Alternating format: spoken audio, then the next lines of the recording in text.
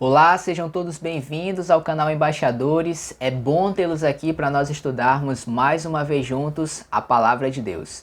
Se você não acompanhou a primeira parte do estudo do capítulo 11, o link está aqui embaixo na descrição do vídeo, tá bom? Para você assistir lá e pegar o começo da explicação de Gabriel. Hoje nós vamos fazer a parte 2 do estudo do capítulo 11 e nós vamos começar a partir do verso 15. Tudo bem? Então tome a sua Bíblia e vamos avançar aí no estudo dessa profecia.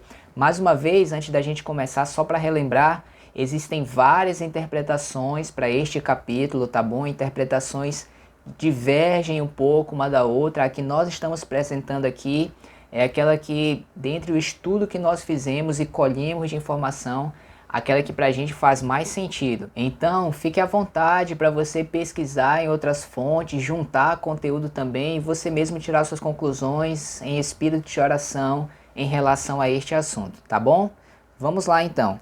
Daniel capítulo 11, a partir do verso 15. Terminamos o estudo anterior falando aí do aparecimento de Roma no cenário, né, quando ela começou a aparecer, e vamos entender agora o desenrolar destes fatos. Vamos lá, verso 15.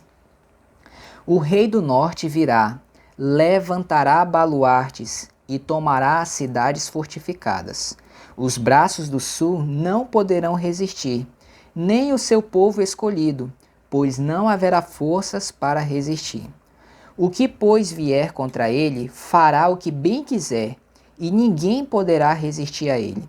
Estará na terra gloriosa e tudo estará em suas mãos. Então a gente tem aqui o avanço do norte contra o sul não resistindo contra ele, mas aí agora aparece um outro poder que vem contra ele, faz o que bem quer, ninguém consegue resistir, e esse poder estaria também na terra gloriosa. Então vamos entender isso. O rei do norte virá. Então Magno avançou novamente contra o Egito e dessa vez ele conseguiu sucesso. Por isso que ele fala os braços do sul. O braço aqui significa também o poder bélico, ok? O poder de ação, movimento. Os braços dão essa ação. Então esse é o significado de braço aqui.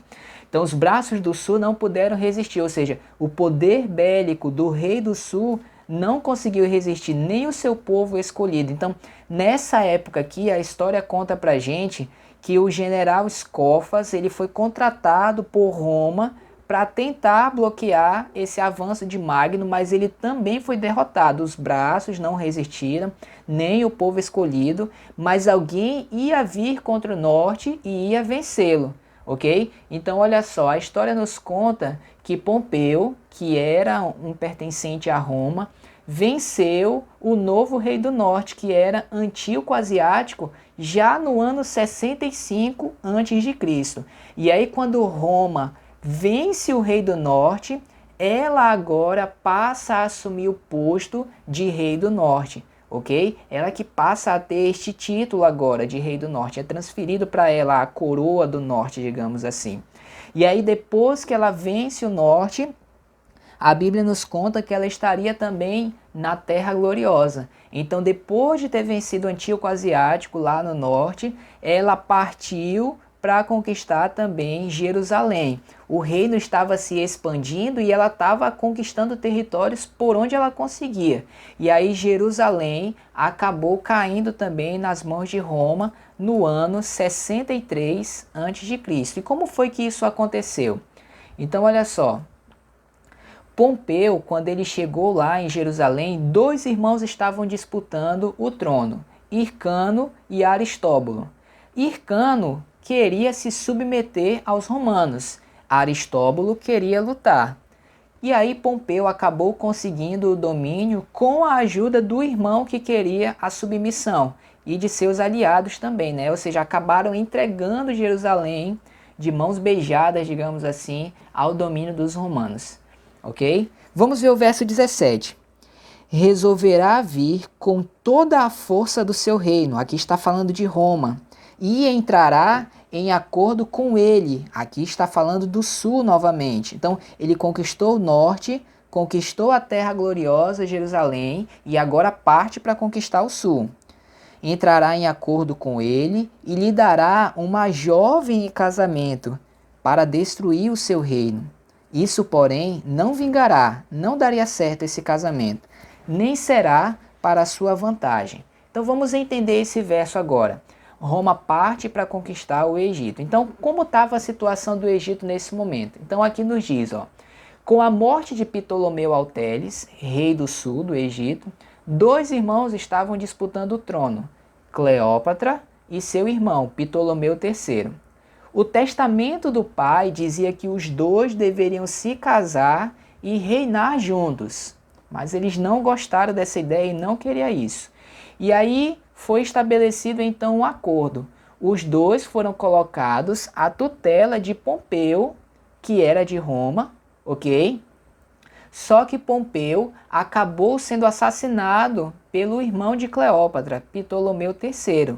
E aí Roma nomeou César para assumir a tutela dos dois. Então olha só, Cleópatra ela era uma moça bem ambiciosa, né? Ela queria o trono por ser mais velha, mas ela acabou sendo expulsa por seu irmão. Então ela agiu no ponto fraco de César e ele foi seduzido e acabou cedendo em apoiar Cleópatra.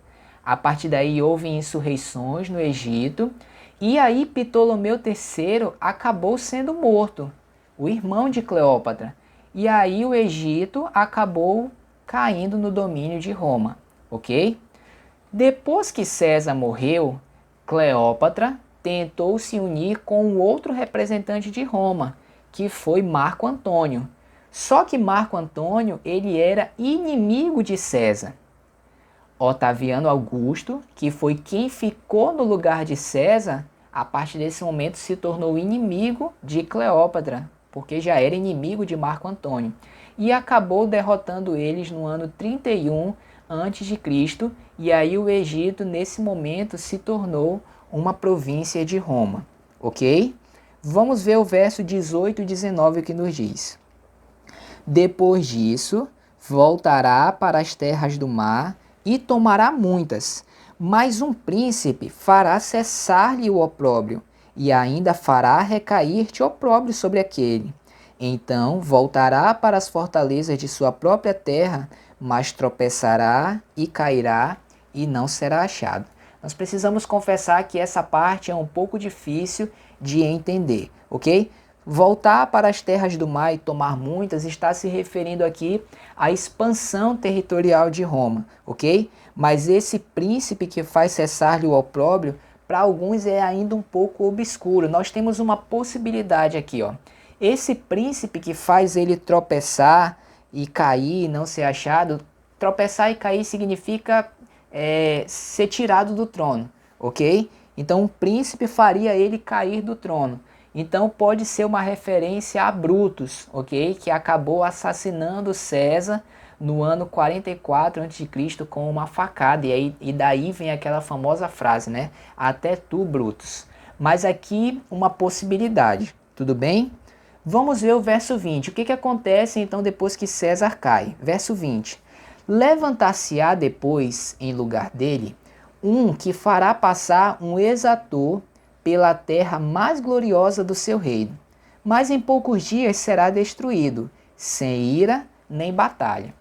Então, o que significa a palavra exator? Exator significa um arrecadador de impostos. Ou seja, nesse momento da história ia surgir um governante, um rei, né, que ele seria especialista em fazer isso. Seria um momento de muita agregação de recursos. E a gente encontra isso exatamente no surgimento de César Augusto. Se a gente ler lá Lucas capítulo 2, verso 1, a gente tem um exemplo das ações que ele fazia. Olha só, naqueles dias foi publicado um decreto de César Augusto convocando toda a população do império para recensear-se. E aí o que o império fazia com isso? Ganhava, cobrava imposto e acabava enriquecendo muito. Então é exatamente isso que a profecia está falando aqui. Passariam o exator pela terra gloriosa, ok? Esse César Augusto era sobrinho de Júlio César e ele formou o segundo triunvirato romano. Um triunvirato era uma forma de governar em que você tinha 3 reis, ok? Então era César Augusto, Marco Antônio e Lépido. Eram eles 3 estando juntos. Só que ali a disputa por poder era muito grande, né? Eles queriam soberania, na verdade. Então, depois que César Augusto estava bem firme no domínio, ele assassinou os outros 2 e aí ele acabou se tornando o único soberano de Roma, né? Essa é a época da Pax Romana, o auge do império, né? Do Império de Roma. E aí a Bíblia fala que ele seria destruído sem ira nem batalha. E foi isso que aconteceu. Ele morreu no ano 14 depois de Cristo de causas naturais. Não houve nenhuma guerra, alguém que tentou o tirar do trono. Aí vem o verso 21 e 22. Vamos ver o que acontece depois da morte dele. Depois se levantará em seu lugar um homem vil, ao qual não tinham dado a dignidade real, mas ele virá caladamente e tomará o reino com intrigas. As forças inundantes serão arrasadas de diante dele, serão quebrantadas, como também o príncipe da aliança. Veja como Deus aqui ele é detalhista. Ele fala, acontece isso, depois vai uma mulher, vai se casar com ele, não vai dar certo, depois vai vir um homem que vai ser um cobrador de imposto, depois vai se levantar um homem vil que vai tomar o reino com intrigas. E Deus vai contando e a gente vai vendo a história exatamente se cumprindo como nosso Senhor falou que ia ser. Esse homem vil que aparece aí é Tibério César, ok? E a história conta pra gente que realmente ele tinha um caráter e uma fama ruim, ok? O verso 21 fala que não davam a dignidade real a ele, mas ele tomaria o reino com intrigas. Olha só o que nos fala aqui, ó. O sucessor deveria ser Agripa, mas ele morreu antes de César Augusto deixar o trono.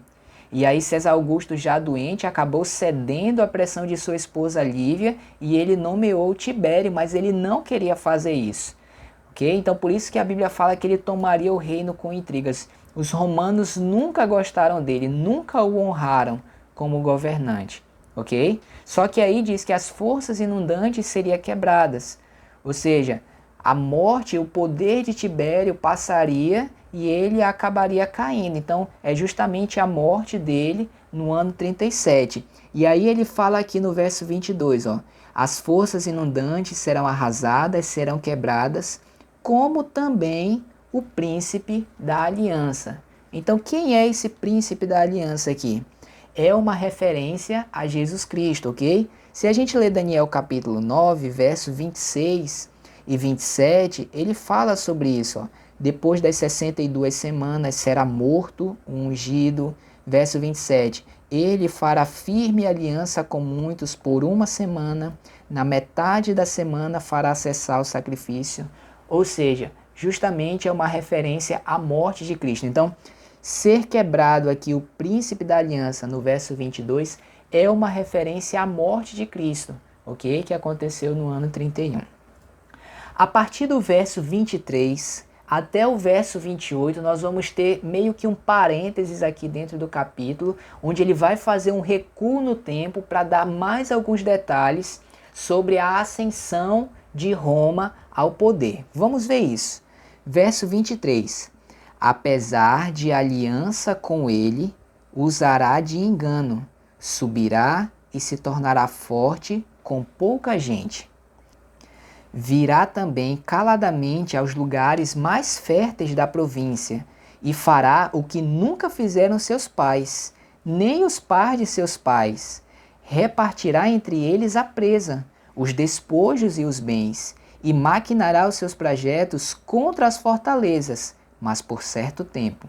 Suscitará sua força e o seu ânimo contra o rei do sul, à frente de grande exército. Lembra, ele está fazendo um recuo no tempo. O rei do sul sairá à batalha com grande e muito poderoso exército, mas não prevalecerá, porque maquinarão projetos contra ele. Os que comerem os seus manjares o destruirão, e o exército dele será arrasado, e muitos cairão traspassados. Também estes 2 reis se empenharão em fazer o mal, e a uma só mesa falarão mentiras. Porém isso não prosperará, porque o fim virá no tempo determinado. Então o homem vil, olha só, nós já vimos o homem vil ainda há pouco ali em cima. O homem vil tornará para a sua terra com grande riqueza, e o seu coração será contra a santa aliança, e fará o que lhe aprouver, e tornará para a sua terra.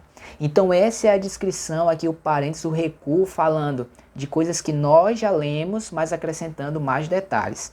Então vamos ver os detalhes importantes desse ponto aqui. O verso 23 começa dizendo que ele usaria de aliança com ele. É uma referência aos judeus, mas usaria de engano, ok? Então olha só, houve um acordo entre os judeus e os romanos, um acordo pacífico no ano 161 a.C. Só que eles usaram de engano porque depois os romanos eles acabaram subjugando os judeus. E aí a profecia fala que ele se tornaria forte com pouca gente, e realmente foi assim que aconteceu. Os romanos apareceram com um pequeno povo, mas foi surpreendente o quanto eles conseguiam avançar e conquistar territórios. Tinham muito sucesso nos seus empreendimentos e se tornaram um grande império mundial. Fará o que nunca fizeram seus pais, né? Armará seus projetos contra as fortalezas. É o que ele falou aqui no verso 24. Fará o que nunca fizeram seus pais. Roma conseguiu conquistar muitos territórios não pela guerra, mas de forma pacífica. Ele chegava em um povoado e aí as pessoas se submetiam a ele, se entregavam aos romanos, né? E aí se eles se entregavam, eles acabavam sendo bem tratados por Roma, eram protegidos por Roma, e isso deu a Roma a conquista de muitos territórios sem mesmo precisar batalhar. A profecia fala que isso aconteceria por certo tempo. Então isso está se referindo aqui ao tempo determinado que a profecia diz que Roma apareceria e depois caía. Ou se isso aqui for traduzido, esse certo tempo, como um tempo, a gente sabe que um tempo é a mesma coisa que um ano. E um ano no calendário judeu tem 360 dias. E nós já vimos que um dia em profecia representa um ano, ok? Então é um período de 360 anos aí de hegemonia de Roma. E a gente consegue encaixar esse período, por exemplo, do ano 31 a.C., quando terminou a República Romana, até o ano 330 depois de Cristo, que foi quando Constantino se mudou para Constantinopla, e a partir daí Roma começou a ir ladeira abaixo. Então, se for realmente a tradução de um tempo, 360 anos, a Bíblia poderia estar se referindo a esse período como o domínio de Roma, que realmente foi o seu período alto, né, de grande supremacia. E aí, aqui a partir do verso 25, ele vai retomar aquela questão lá da Cleópatra e a conquista de Roma pelo Egito. Levantará sua força contra o sul. Então, Otaviano, né, ou César Augusto, como ele ficou mais conhecido, partiu para conquistar o Egito, né? O rei do sul, ali Cleópatra, unida com Marco Antônio, que era seu inimigo, eles tentam resistir, mas eles acabaram caindo. A Bíblia fala que eles não prevaleceriam, ou seja, eles foram derrotados na Batalha do Áxio no ano 31 a.C., que foi quando o Egito caiu nas mãos de Roma, né? E aí Marco Antônio e Cleópatra, ele acabou se suicidando, ok? E foi nesse momento que César Augusto se tornou imperador soberano. Agora isso aqui que a Bíblia fala no verso 26 é muito interessante o detalhe, ó.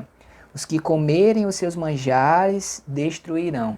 Ou seja, Antônio ele acabou sendo abandonado pelos seus aliados, pelos seus soldados e até mesmo por Cleópatra, quando ela viu que eles iam perder a batalha. Então ela era uma mulher que queria o poder e ia se aliar com quem fosse dar o poder a ela. Então quando ela viu que ela seria derrotada com Marco Antônio, ela o abandona, ela tenta se aliar a César, e aí como ela viu que ela não conseguiria, ela também acabou se suicidando. Aqui no verso 27 fala que esses dois reis estariam em uma só mesa, ou seja, estariam juntos, mas eles falariam mentiras um para o outro. Ou seja, Antônio e César Augusto aparentemente eram aliados, né? Mas depois um acabou derrotando o outro. E aí no verso 28 ele já fala do homem vil, que a gente já tinha comentado lá em cima no verso 21. Mais uma vez falando de Tibério agindo contra os judeus e contra Jesus Cristo. E aí no verso 28 termina esse recuo que a profecia faz, ok? E aí vamos para o verso 29 e 30. Diz assim: no tempo determinado, terminou o recuo, lembre disso. No tempo determinado, tornará a avançar contra o sul. Então agora Roma vai partir para lutar contra o sul, ok? Mas lembre, ela já conquistou o Egito. Então está falando aqui, lembre, norte e sul são antagônicos, ok? Então está falando aqui de um período em que Roma vem lutar contra um poder inimigo a ela, contrário a ela, representado aqui pelo sul. Tornará a avançar contra o sul, mas não será nessa última vez como foi na primeira. Opa, agora Roma vem lutar, mas ela não obteria sucesso. Ou seja, a gente já está começando a ver a derrocada desse poder e com certeza vai aparecer um outro aqui.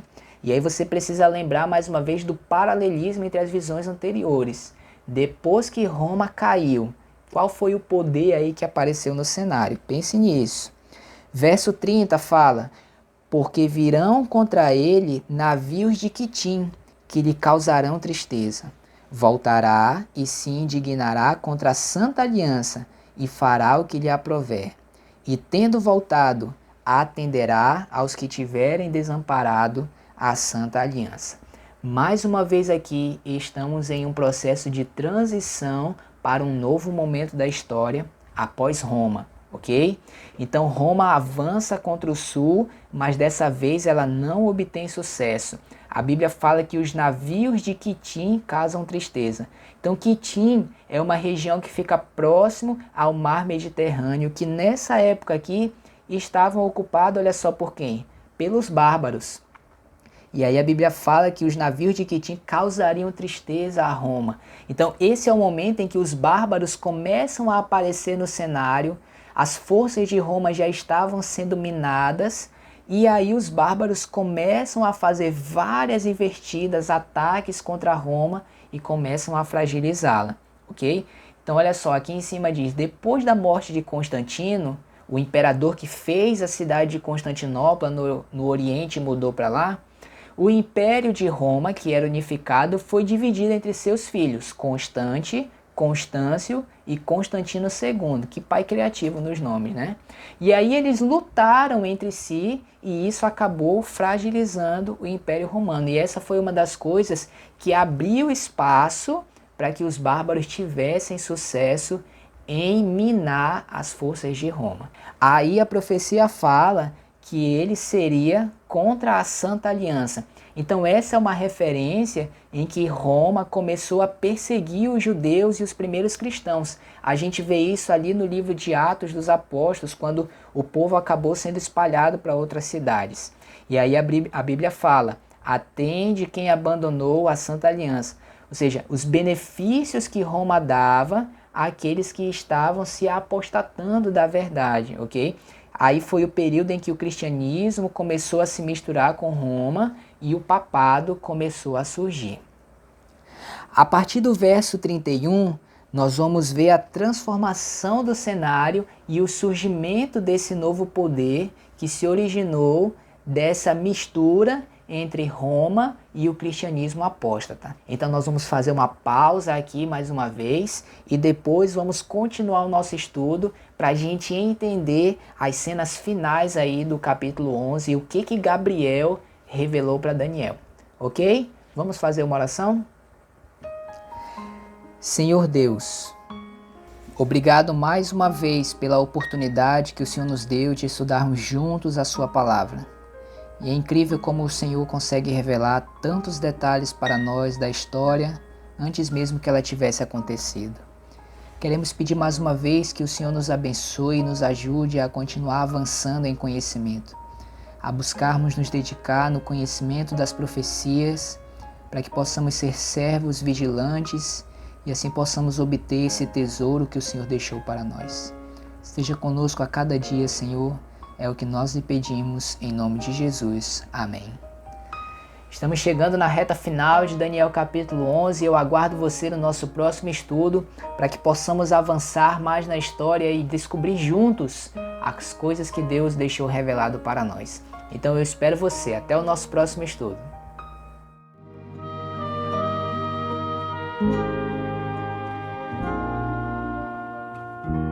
Cada dia posso ver, perceber